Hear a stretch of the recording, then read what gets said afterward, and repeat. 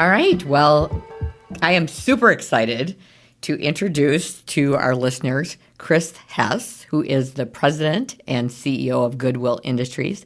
Thank you for agreeing to do this with me.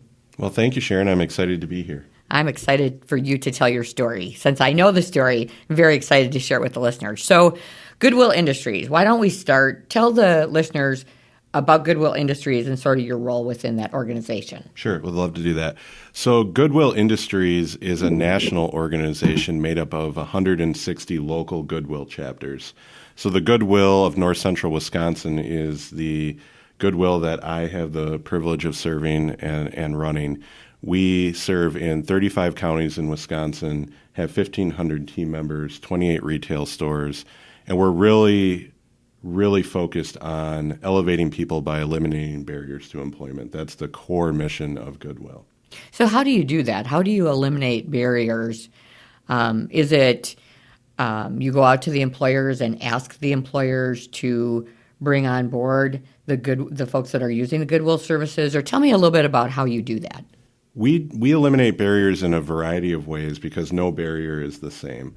So we assess the needs in all the communities that we serve, and we develop programming and job opportunities even inside of our own retail stores for folks with barriers. So that could be on-the-job, hand-on-hand training in a Goodwill training center, or it could be a partnership with local employers where we actually design trainings and vocational programs that meet the talent needs inside of their organization. So it's really all about partnership inside of the communities, not only with the people that we serve, but the employers that are in the same communities that we work in. Mm-hmm. So you've been in your role a little bit over a year. Previous to that, you were with a not-for-profit, but a very different not-for-profit in Theta Care, our local large hospital. What were some of the biggest things that surprises or learnings that you've had in that first year? Well, I think there's a Goodwill learning that everybody will go through when they join an organization like Goodwill. I think, unfortunately for our organization, a lot of people experience Goodwill from the trunk of their car. So that means they're either picking something up at one of our stores or making a donation at any of our donation centers.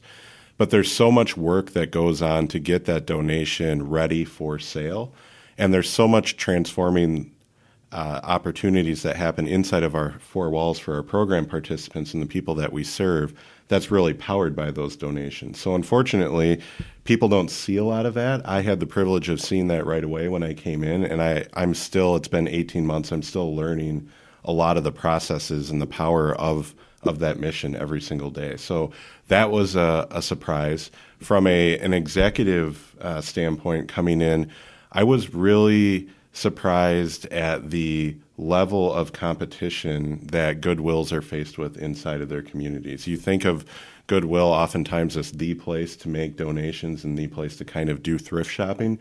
There's so many opportunities for people nowadays with technology to do thrift and secondhand shopping, probably more than ever before. So once you're in it, you really realize the amount of competition for that sort of industry.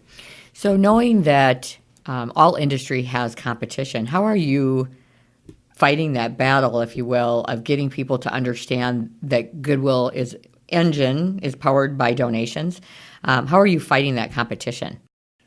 Well, we have something that nobody else has, and that's our mission. And our mission will matter if we make it matter. So one of the things that we've done as a leadership team over the last 18 months has been to really focus on that mission and use it for what it is. It is our point of difference. It's our why. That's why we're here. And we believe that people will continue to donate and shop with us if they understand the power of the mission and the role that they play in it.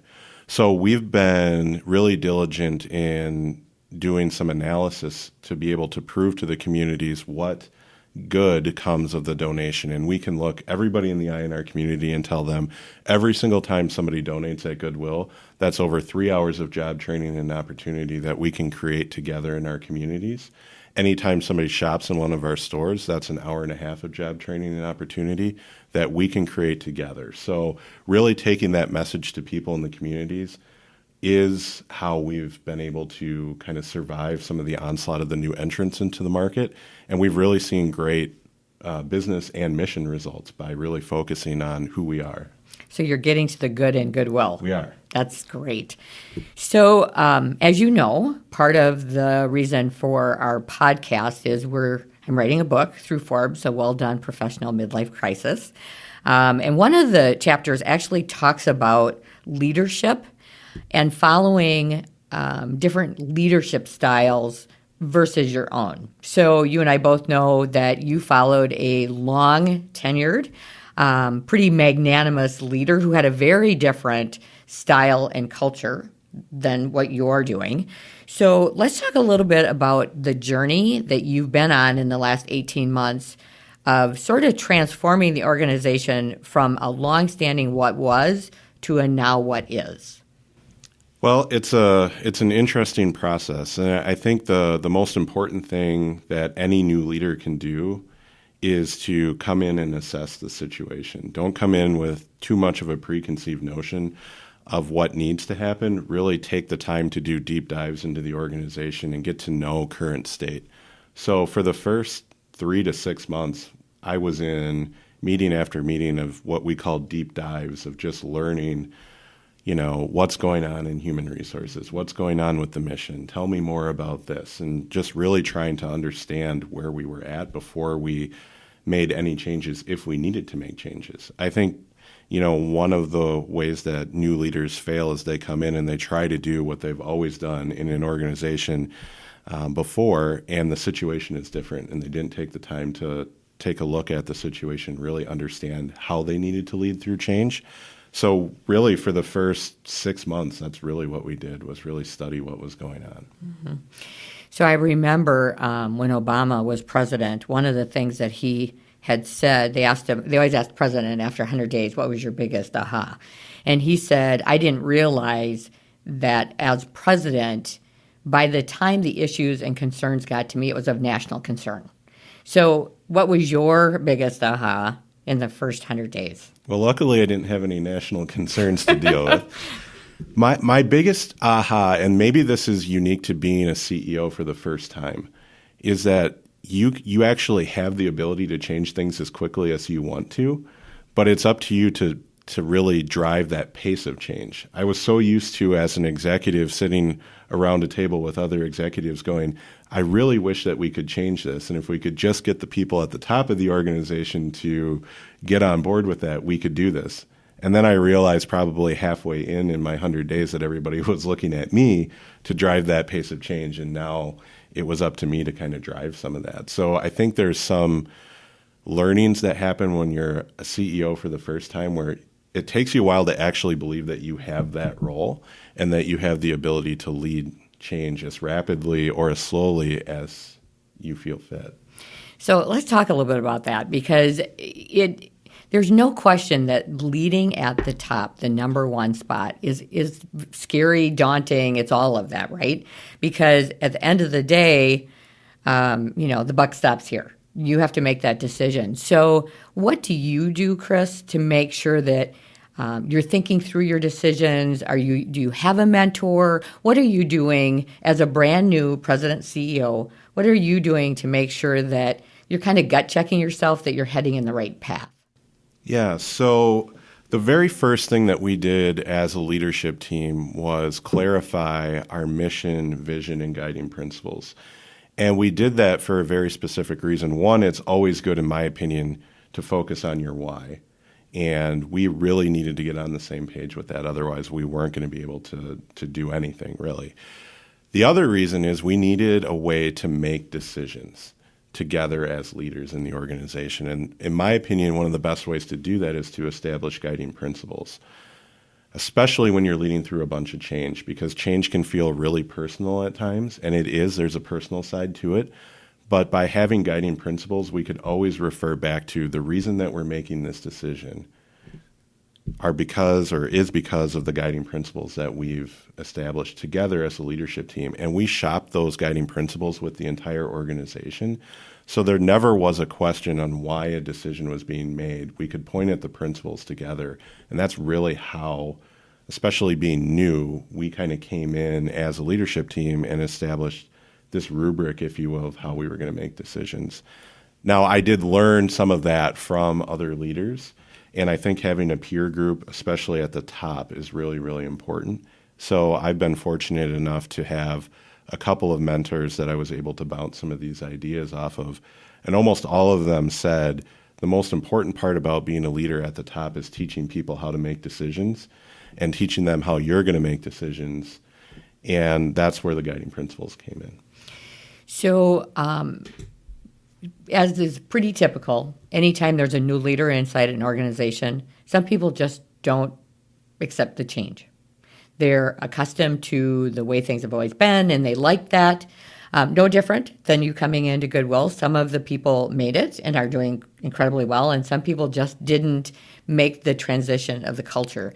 Talk to me about what that was like to have people leave, or you help them to leave, because they just didn't fit where you were taking the culture. So first of all, anytime that you're going through personnel changes, especially in key roles, it's taxing, right? So I don't think people have a healthy appreciation for what happens to the leaders that remain, as well as the ones that exit. I think a lot of the focus is always on the people that are exiting, and yes, that's a big life change for them, but there's also an impact on not only the CEO, but the rest of the leadership team. So one of the things that we did, again, going back to the guiding principles, was we established these guiding principles, and one of them was being good stewards of the community's resources, and another was knowing the business. And when we put those together and started talking to people as they were making a decision of if they were in or out with the change, we were able to say, are we being good stewards of the community's resources with this decision? Are we understanding the business by making this decision? And if the answer was yes, then we moved ahead with the change. And so even though these changes appear to be personal and they appear to be about, the people working in the roles, they were principle-based decisions to move the organization forward. And focusing on the principles and not the people side of it was important, because it is personal, but at the end of the day, it's about supporting the mission and using the guiding principles to make the best decision possible. So I would tell you that while I know that's been incredibly difficult for you, from an outward appearance, you are incredibly successful, and I think you're doing a great, great job as the new president CEO. So let's talk a little bit about your successes. When you look at your 18 months, what are you most proud of? What changes have happened that you're so proud of? Probably the biggest change is how engaged all 1,500 people have been in the journey that we've been on. So when I got there, we had 26 years of kind of the previous leader. That culture was there. There's a lot of apprehension to change. What we did was we went and we met with every single store team member, every single store leader, and talked to them and said, you know what the vision of the organization is now.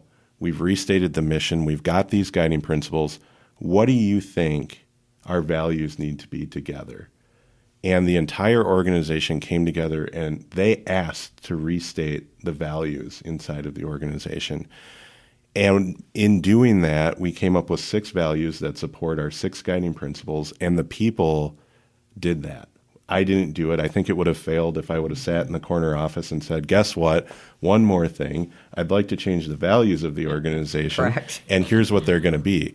It actually went the complete opposite direction. The people kind of said through listening sessions, let's change the values together. And by doing that, it's really accelerated the pace of change, but it's made it so much easier, I think, on everybody. And everybody's been really focused on the mission, the vision, the values, and not getting caught up on, it's different now. Because it is, but we're all in it together. So are the values something that you can share with our listeners? Yeah. So we have 6 values. The first value, and being a mission-based organization, is all about a care for people.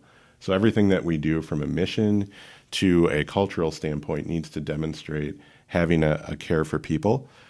The next is to be a great Goodwill team player.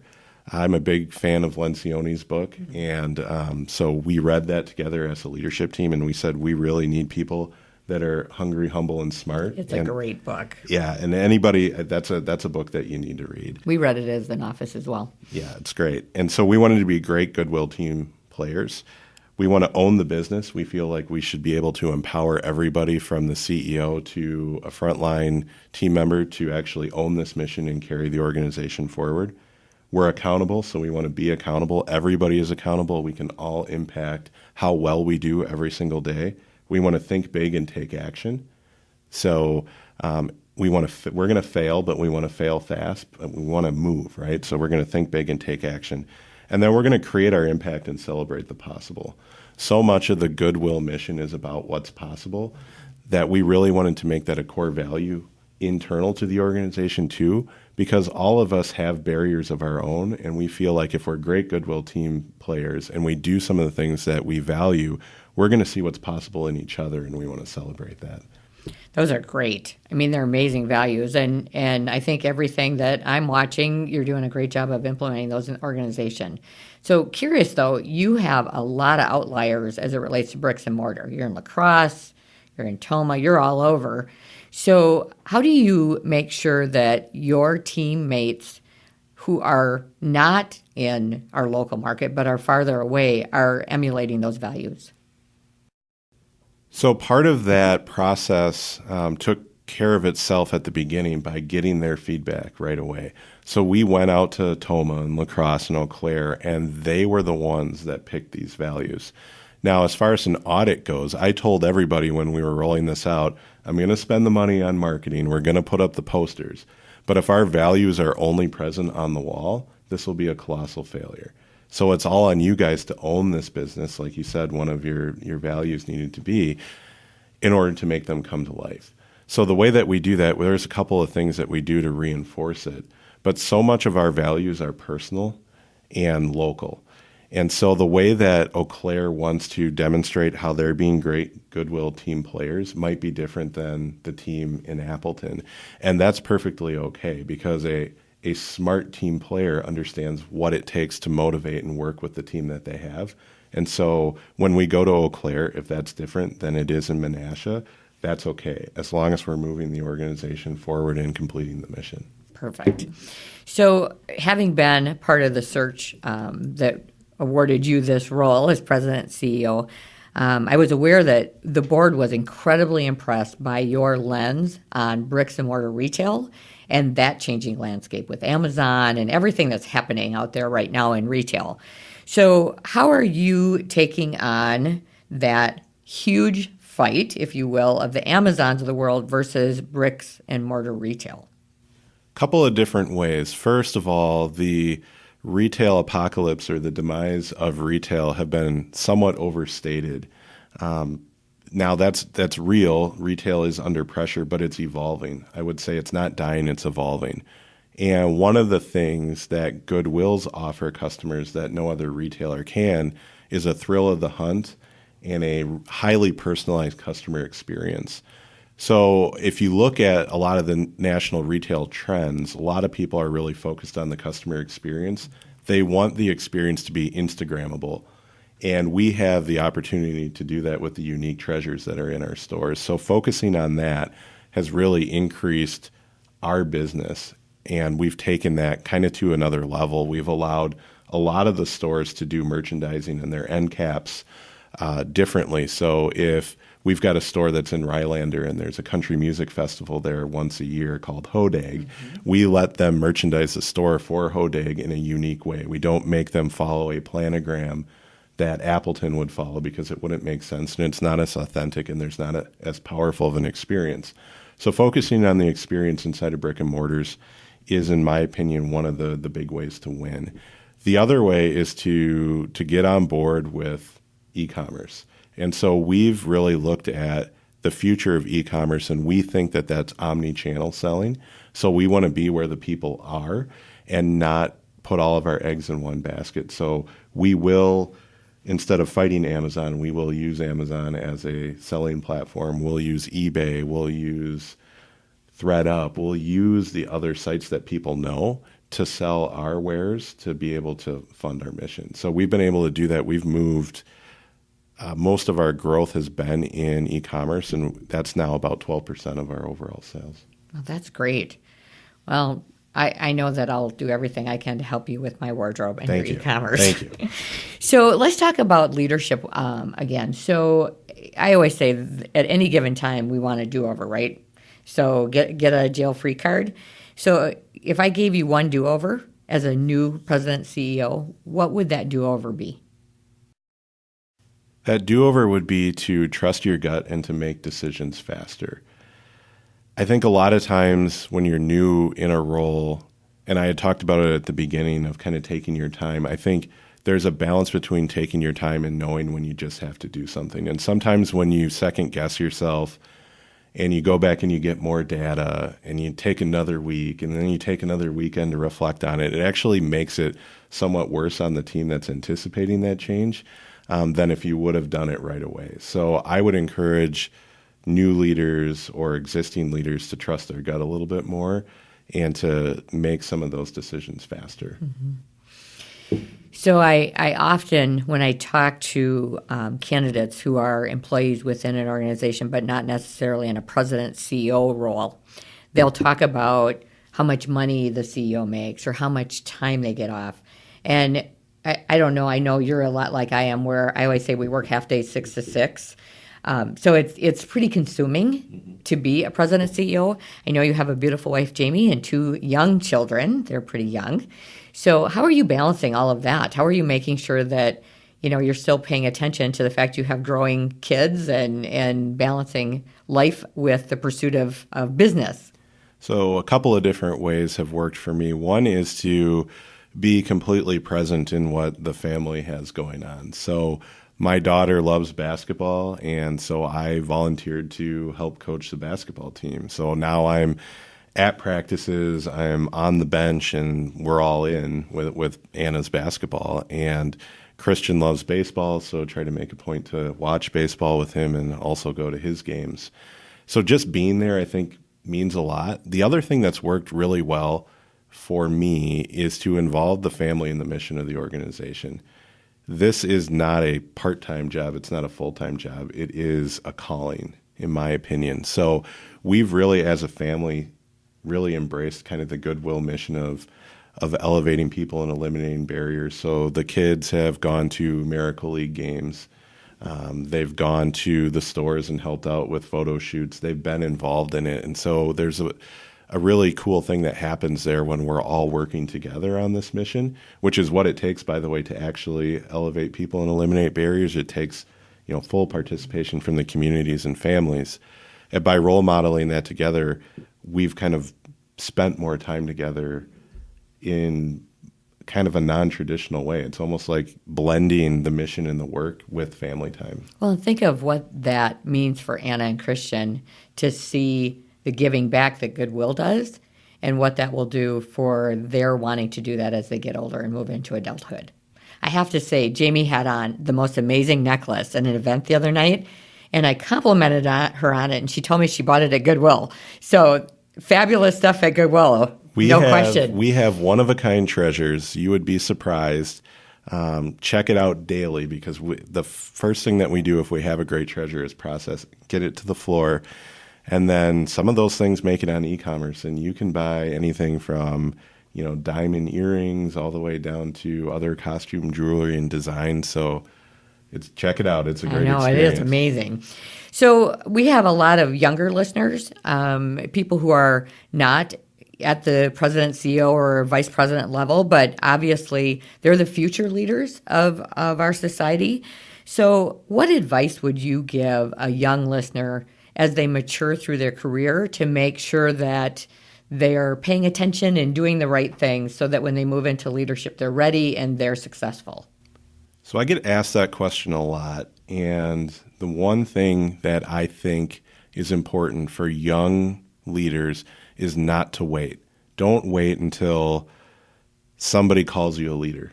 Be a leader now. And take advantage of every opportunity that you have to be a leader. It's not a title. Leadership is not a title. That comes with it. But be a leader now and where you're at. And that can be a lot of different things. It can be taking on new assignments, taking on stretch assignments, showing that you're motivated and that you're in it for the right reasons. Being hungry, humble, and smart at all times, I think, is important. And then finally, as a leader, I think it's all about how you can develop people around you. So take the time to work with people on making decisions. I think leaders teach people how to make decisions. And the goal there in leadership is to be surrounded by a bunch of problem solvers, people that know how to look at problems, make decisions, and move things forward. Don't wait for somebody to tap you on the shoulder and tell you that you need to do that. Start leading where you're at now, regardless of what your title is. That is great advice. We have a lot of young folks that come see us, and I always tell them to keep your career fresh and interesting. Be the one that raises your hand, because people always have projects or gaps or things within their organization that they need someone to take on. But not everybody likes to do the heavy lifting, and if they're willing to do that, it sets them apart from other young leaders. So I don't want to give away any trade secrets, obviously, but I know you have a lot of dreams for Goodwill. So can you share with us what are we going to see in the future, the next 3 to 5 years, under Chris Hess's leadership? What does Goodwill look like? Well, I'm glad you asked that question, because we just had a board meeting and we talked a lot about our 2030 vision. So I'll give you a couple. 2030, oh my goodness. Yeah. Now, notice I said vision, not business plan. We're business planning year by year to get there, but we've got some pretty big aspirations, and we're excited to start sharing those with people. The first is every single one of our retail stores has a title to it, and it says Retail Store and Training Center. Well, one of the things that we want to do is really bring the training front and center in those stores. So very soon, we're going to have what we're calling career navigators deployed at every single one of our retail stores. And inside of those stores, those navigators are going to be doing job training and skills building for people not only employed by Goodwill, but members of our community. So that can be anything from retail excellence to digital skills. We're building a digital skills curriculum for not only people with barriers, but anybody in the community that could benefit from that. We've got a vision of people in homeless shelters or women's shelters coming in and looking for those skills and being able to get them at Goodwill. So very soon we're going to be rolling that out over the process of the next 10 years. That'll be fully deployed by 2030. We're probably going to do 3 or 4 stores this coming year in 2020. So that's a big part of it. Another big change that you'll see is we sense a need in our community for those folks that are graduating from high school that still have barriers. There's actually a large number of our population that's graduating from high school and aging out of programming there that have IDPs or individual development programs that then are wondering kind of what's next for us. Well, we believe what's next could be a first of its kind Goodwill Day Center here in this community, where we're going to be working with people hand on hand with vocational training to help elevate them so they can achieve their fullest potential. We're fortunate enough to be part of the Goodwill network nationally, and we've got a lot of best-in-class day center opportunities that we can go study and bring that right here to the Fox Cities. So we're excited to get going on that. So those are a couple of the things that you'll see. Not only will you see some refreshing in the stores, but you're going to see a refresh and a refocus on the mission of really starting to eliminate those barriers to employment. That's amazing.